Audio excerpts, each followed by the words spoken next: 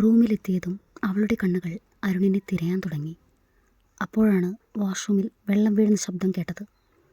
കുറച്ചു കഴിഞ്ഞ് അരുൺ വാഷ്റൂമിൽ നിന്നും പുറത്തിറങ്ങി. അവളെ കണ്ടിട്ടും അവന് പ്രത്യേകിച്ച് ഭാവവ്യത്യാസമൊന്നും ഉണ്ടായില്ല. അവൾ തൻ്റെ ഡ്രസ്സും ടവലും എടുത്ത് വാഷ്റൂമിൽ കയറി. അവൾ പെട്ടെന്ന് തന്നെ ഫ്രഷായി ഇറങ്ങി വന്നു. ബാൽക്കണിയിൽ നിൽക്കുന്ന അരുണിനെ കണ്ടതും അവൾ അവനരികിലേക്ക് ചെന്ന് പുഞ്ചിരിച്ചുകൊണ്ട് അവനെ പുറകിൽ നിന്നും കെട്ടിപ്പിടിച്ചു. അവൻ പെട്ടെന്ന് തന്നെ കൈവിടിവിച്ച് തിരിഞ്ഞു നിന്നു. പക്ഷേ അവൻ്റെ മുഖത്ത് പുഞ്ചിരി ഉണ്ടായിരുന്നില്ല. അവൾ സംശയഭാവത്തിൽ അവനെ നോക്കി.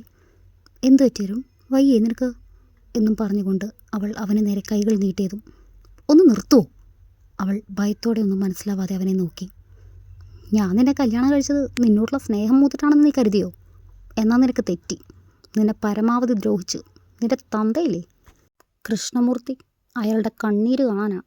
പ്രിയപ്പെട്ടവർ വേദനിക്കുമ്പോഴുള്ള ദുഃഖം അത് ഞാൻ അയാൾക്ക് മനസ്സിലാക്കി കൊടുക്കും. അരുൺ, നീ എന്തൊക്കെയാ പറയണേ? എനിക്കൊന്നും മനസ്സിലാവുന്നില്ല. എന്തെങ്കിലും ഉണ്ടെങ്കിൽ ഒന്ന് തെളിച്ച് പറ. നിനക്കൊന്നും മനസ്സിലാവില്ല.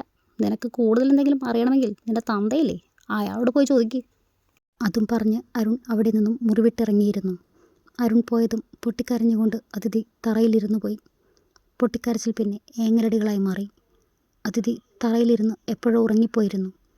പിറ്റേന്ന് കാലത്ത് അതിഥി ഉറക്കമുണരുമ്പോൾ അവൾ തറയിലാണുള്ളത്. തലേന്നുണ്ടായതെല്ലാം ഒന്ന് കണ്ണുകൾ അടച്ചുകൊണ്ട് ഓർത്തെടുക്കാൻ അവൾ ശ്രമിച്ചു. തലേന്നുണ്ടായതെല്ലാം ഓർമ്മയിൽ വന്നതും അവൾ കണ്ണുകൾ വലിച്ചു തുറന്നു. അവളുടെ കണ്ണിൽ നിന്നും നീർത്തുള്ളികൾ ഒഴുകാൻ തുടങ്ങി. അവൾ എത്ര ശ്രമിച്ചിട്ടും അത് നിർത്താനായില്ല. കണ്ണുനീരിനെ ശാസിച്ച് നിർത്തിക്കൊണ്ട് അവൾ റൂം മുഴുവൻ കണ്ണുകൾ ഓടിച്ചു. ഇല്ല, അരുൺ എങ്ങുമില്ല എന്നവൾ മനസ്സിലോർത്തു. കുറച്ച് സമയം അങ്ങനെ ഇരുന്നതിന് ശേഷം അവൾ എഴുന്നേറ്റ് വാഷ്റൂമിൽ പോയി. തലയിൽ വീണ തടുത്ത വെള്ളത്തിൽ അവളുടെ ചൂട് കണ്ണുനീർ അലിഞ്ഞില്ലാതെയായി. ഫ്രഷായി പുറത്തിറങ്ങി അതിഥി വാർഡ്രോബിൽ നിന്നും കുർത്തയും ലെഗിനും എടുത്തു ധരിച്ചു. പിന്നീട് റൂമിൽ പുറത്തിറങ്ങി. സെർവൻസ് തീൻമേശയിൽ ഭക്ഷണം എടുത്തു വയ്ക്കുന്ന തിരക്കിലായിരുന്നു. ആ, മോള് വന്നോ? വാ ഇരിക്കെ, ബ്രേക്ക്ഫാസ്റ്റ് കഴിക്കാം. അതിഥി ഒന്ന് പുഞ്ചിരിച്ചുകൊണ്ട് ചെയറിലിരുന്നു. അരുൺ എവിടെ മോളെ, എണീറ്റില്ലേ? അത് പിന്നെ മുത്തച്ഛ, ഞാനിവിടെ ഉണ്ട് മുത്തച്ഛ. ഓ, അപ്പോൾ എൻ്റെ മോനെ നേരത്തെ എണീക്കാനൊക്കെ അറിയാം അല്ലേ? വാ മോളുടെ അടുത്തിരിക്കെ. അതും പറഞ്ഞ് അരുൺ അതിഥിക്കും അരികിലായി ഉള്ള ചെയറിൽ വന്നിരുന്നു. അതിഥി അവനെ മുഖമുയർത്തി നോക്കിയതേയില്ല. മോനെ, ഇന്ന് കോളേജിൽ പോകുന്നില്ലേ? ആ, പോകണം മുത്തച്ഛ. എന്നാൽ പിന്നെ മോളെ കൂടി കൊണ്ടുപോയേക്ക്. മോളെന്തായാലും വെറുതെ ഇരിക്കണം ഇവിടെ. അവൾക്കും ക്ലാസ് ഉള്ളതല്ലേ, അത് മിസ്സാക്കണ്ട. ശരി മുത്തച്ഛ. അരുൺ അപ്പോഴേക്കും കഴിച്ചെഴുന്നേറ്റിരുന്നു. പുറകെ ഒന്നും കഴിച്ചു മുഴുവിക്കാത്ത അതിഥി. ഇതെല്ലാം മുത്തച്ഛൻ നോക്കി കാണുന്നുണ്ടായിരുന്നു. അതിഥി ഭക്ഷണം കഴിച്ച് റൂമിൽ പോയതും മുത്തച്ഛൻ അരുണിനോട് പറഞ്ഞു. മോനെ, മറ്റൊരാൾ ചെയ്ത തെറ്റിന് ആ മോളെ വിഷമിപ്പിക്കണോ? മുത്തച്ഛൻ ദയവ് ചെയ്ത് ഇതിലൊന്നും പറയരുത്. മുത്തച്ഛൻ എതിർത്ത പിന്നെ എനിക്ക്. മോനെ, കഴിഞ്ഞത് കഴിഞ്ഞു. ഇനി ജീവിക്കേണ്ടത് നിങ്ങളാ, അത് ഓർമ്മ വേണം. അരുൺ റൂമിലെത്തിയപ്പോൾ കോളേജിൽ പോകാൻ അതിഥി റെഡി ആവുകയായിരുന്നു. അരുൺ റൂമിലേക്ക് വന്നതും അവൾ അരുണിൻ്റെ അടുത്ത് ചെന്നു. ഇന്നലെ നീ എന്തൊക്കെയാണ് പറഞ്ഞത് അരുൺ? എനിക്കൊന്നും വ്യക്തമായില്ല. എൻ്റെ അപ്പ നിനക്ക് ദ്രോഹം ചെയ്തെന്നോ? എനിക്ക് കൂടുതലൊന്നും നിന്നോട് സംസാരിക്കാനില്ല. നിൻ്റെ സംശയങ്ങൾ നീ തന്നെ കണ്ടുപിടിക്കുക. അരുൺ, അത് നിനക്ക് കോളേജ് വേണമെങ്കിൽ ഞാൻ ഡ്രോപ്പ് ചെയ്യാം. നിന്നോട് സ്നേഹമുള്ളത് കൊണ്ടാണെന്ന് നീ തെറ്റിദ്ധരിക്കരുത്. മുത്തച്ഛൻ പറഞ്ഞതുകൊണ്ട് മാത്രം എന്നും പറഞ്ഞ് അരുൺ താഴോട്ടിറങ്ങിപ്പോയി. അതിഥി ഇറ്റുവീഴാൻ വെമ്പി നിൽക്കുന്ന കണ്ണുനീരിനെ ശാസിച്ചു നിർത്താനുള്ള ശ്രമത്തിലായിരുന്നു. അതിനുശേഷം അവൾ കണ്ണാടിയിൽ സ്വന്തം മുഖം നോക്കി ഒന്ന് പുഞ്ചിരിക്കാൻ ശ്രമിച്ചു. എന്നിട്ട് കോളേജിൽ പോവാൻ ബാഗും എടുത്ത് താഴേക്ക് ചെന്നു. ഇറങ്ങാറായോ മോളെ? അതെ മുത്തച്ഛ. അരുൺ എവിടെ? അരുൺ പുറത്തുണ്ട് മുത്തച്ഛ. അപ്പോഴേക്കും കാറിൻ്റെ ഹോൺ ശബ്ദം അവിടെ മുഴങ്ങാൻ തുടങ്ങി. ഞാൻ ചെല്ലട്ടെ മുത്തച്ഛ, അരുൺ വിളിക്കുന്നു. ശരി മോളെ. അതിഥി കാറിൻ്റെ അടുത്ത് ചെന്ന് കയറാൻ മടിച്ചു നിന്നു. കയറുന്നുണ്ടോ? അപ്പോൾ തന്നെ അതിഥി ഡോറും തുറന്ന് കാറിൽ കയറി. കോളേജിലെത്തും വരെ ഇരുവരും ഒന്നും സംസാരിച്ചില്ല. കോളേജ് പാർക്കിംഗ് ഏരിയയിൽ എത്തിയതും അരുൺ കാർ നിർത്തി പാർക്ക് ചെയ്തു. അതിഥിയും അരുണും കാറിന് പുറത്തിറങ്ങി. അപ്പോഴാണ് റിയ അരുണിൻ്റെ അടുത്തേക്ക് ഓടി വന്നത്. അരുൺ, എന്താ ഇന്ന് ലേറ്റായേ? ഞാൻ കാലത്ത് എഴുന്നേറ്റപ്പോൾ നീ ഉണ്ടായില്ലല്ലോ. നീ എപ്പോഴാണ് എഴുന്നേറ്റ് പോയേ? ഞാൻ നേരത്തെ എഴുന്നേറ്റു. നീ നല്ല ഉറക്കമായിരുന്നു, അതാ പറയാതെ പോയത്.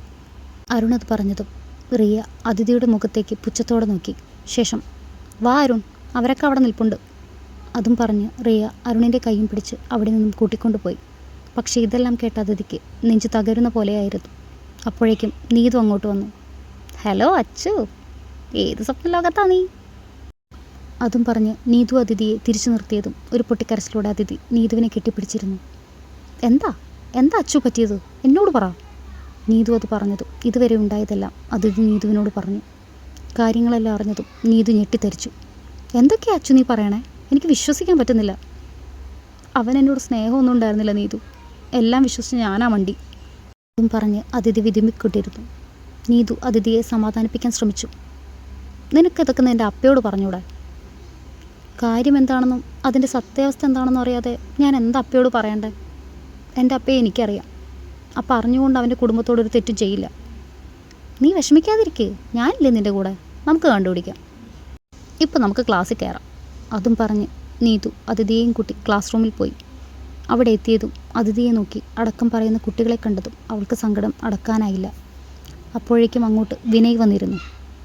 വിനയ് ക്ലാസ് എല്ലാം എടുത്തതിന് ശേഷം അതിഥി സ്റ്റാഫ് റൂം വരെ ഒന്ന് വരൂ എന്നും പറഞ്ഞ് വിനയ് ക്ലാസ്സിന് പുറത്തിറങ്ങിയതും അതിഥി ക്ലാസ്സിന് പുറത്തിറങ്ങി. വിനയ് അവളെ വരാന്തയിൽ മാറ്റി നിർത്തിക്കൊണ്ട് സംസാരിക്കാൻ തുടങ്ങി.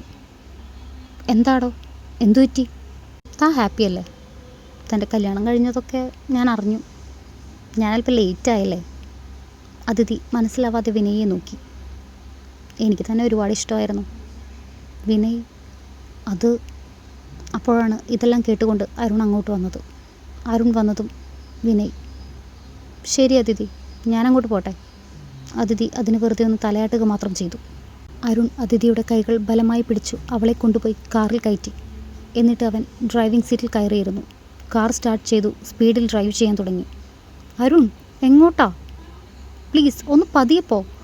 അവളത് പറയുമ്പോഴും അവൻ മറുപടി ഒന്നും കൊടുക്കാതെ ഡ്രൈവ് ചെയ്തുകൊണ്ടിരുന്നു. കാർ അവരുടെ ഫാം ഹൗസിൽ ചെന്നാണ് നിന്നത്. അരുൺ ഡോർ തുറന്ന് പുറത്തിറങ്ങി. കാർ ഡ്രൈവിംഗ് സീറ്റ് ഡോർ തുറന്ന് അതിഥിയെ ബലമായി കയ്യിൽ പിടിച്ച് പുറത്തിറക്കി ഉള്ളിലേക്ക് കൊണ്ടുപോയി. റൂമിൽ കൊണ്ടുപോയി ഡോർ ലോക്ക് ചെയ്തു.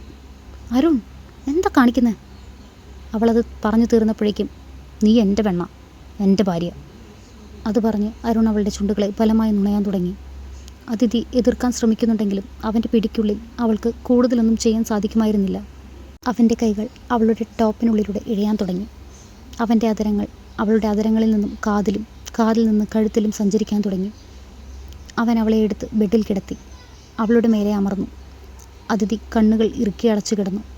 അവൻ അവളുടെ ടോപ്പ് മേലേക്ക് പൊക്കിക്കൊണ്ട് അവളുടെ പൊക്കിൾ ചുഴിയിലൊന്ന് മുത്തി. അത് കഴിഞ്ഞ് അവൻ്റെ കൈകളും അതരങ്ങളും മേലേക്ക് സഞ്ചാരപാത തീർത്തു. അരുൺ അവളുടെ ഇന്നർ മേലേക്ക് പൊക്കിക്കൊണ്ട് അവളുടെ മാറിൽ മുഖം പൊഴുത്തി അവളുടെ മാറിനെ കടിച്ചു നുണയാൻ തുടങ്ങി. പെട്ടെന്ന് അരുൺ എന്തോ ഓർമ്മ വന്നതുപോലെ അവളിൽ നിന്നും അകന്നു മാറി ഡ്രസ്സെല്ലാം നേരെയാക്കി റൂമിൽ നിന്നും വെളിയിൽ പോയി. ഡ്രസ്സെല്ലാം നേരെയാക്കിക്കൊണ്ട് അതിഥി അരുണിന് പുറകെ ചെന്നു. അരുൺ, എനിക്ക് നിന്നോട് സംസാരിക്കണം. എനിക്കൊന്നും സംസാരിക്കാനില്ല. എനിക്ക് സംസാരിക്കാനുണ്ട്. ഞാൻ അറിയാത്തൊരു കാര്യം പറഞ്ഞുകൊണ്ടാണ് നീ എന്നെ അവോയ്ഡ് ചെയ്യുന്നത്. അപ്പോൾ നീ എന്നോട് ഇതുവരെ പറഞ്ഞതൊക്കെ കള്ളമായിരുന്നു. പിന്നെ എന്തിനായിരുന്നു ഇങ്ങനെ ഒരു കല്യാണം? നീ കുറച്ച് മുന്നേ എന്നോട് ചെയ്തതെന്താ? അതിഥി അരുണിൻ്റെ ഷർട്ട് കോളർ പിടിച്ചുലച്ചുകൊണ്ട് ചോദിച്ചു. അതിഥി വിടാനാ പറഞ്ഞത്. ഇല്ല. അതോ നീ എന്നെ അങ്ങനെ ഒരു പെണ്ണായിട്ടാണോ കാണുന്നത്? അതുകൊണ്ടാണോ ഇങ്ങനെയൊക്കെ? അതിഥി, സ്റ്റോപ്പ് ഇറ്റ്. ഇല്ല, എനിക്ക് പറയാനുള്ളത് ഞാൻ മുഴുവൻ പറയും. അതുകൊണ്ടാണോ നീ ഇന്നലെ എന്നെ ഒറ്റയ്ക്കാക്കി റിയയുടെ അടുത്തേക്ക് പോയത്? ഇനി ഞാനാണോ നിങ്ങൾക്കിടയിലുള്ളത്? ഞാനാണോ ഒഴിഞ്ഞു പോവേണ്ടത്? എന്നും പറഞ്ഞ് അതിഥി മുട്ടിൽ മുഖം പൊഴുത്തി താഴെയിരുന്ന് പൊട്ടിക്കരഞ്ഞു.